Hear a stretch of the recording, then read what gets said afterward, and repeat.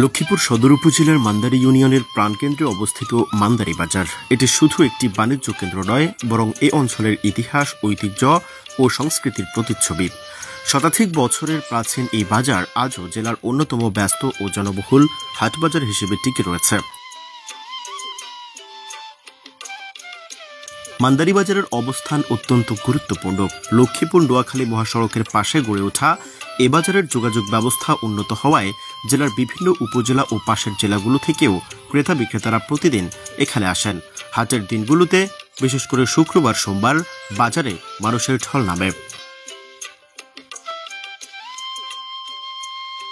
স্থানীয়দের ভাষ্যমতে মান্দারী বাজারের সূচনা হয়েছিল ব্রিটিশ আমলে। তখন এলাকার কৃষকরা নিকটবর্তী নদী ও খালপথে নৌকা যোগে এখানে পণ্য নিয়ে আসতেন।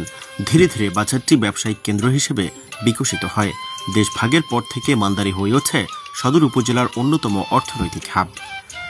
এ বাজার থেকেই বহু ব্যবসায়ী আজ সফলভাবে দেশের বিভিন্ন প্রান্তে ব্যবসা পরিচালনা করছেন। বাজার সংলগ্ন এলাকায় স্কুল, মসজিদ, ব্যাংক, পরিবহন, অফিস এবং মার্কেট কমপ্লেক্স গড়ে ওঠায় মান্দারী এখন এক প্রকার ক্ষুদ্র শহরে পরিণত হয়েছে। মান্দারী বাজারে প্রতিদিনের চাহিদার প্রায় সবকিছুই পাওয়া যায়। শাকসবজি, ফলমূল, ধান, চাল, মাছ ও মাংসের বাজার, যা আশপাশের কয়েক ইউনিয়নের মানুষের প্রধান নির্ভরতা।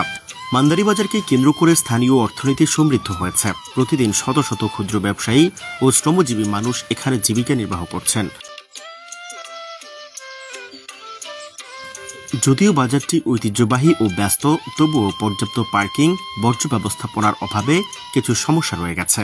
স্থানীয় ব্যবসায়ী ও ইউনিয়ন পরিষদের যৌথ উদ্যোগে এ সমস্যা সমাধান করা গেলে বাজারের সৌন্দর্য ও কার্যকারিতা আরও বৃদ্ধি পাবে।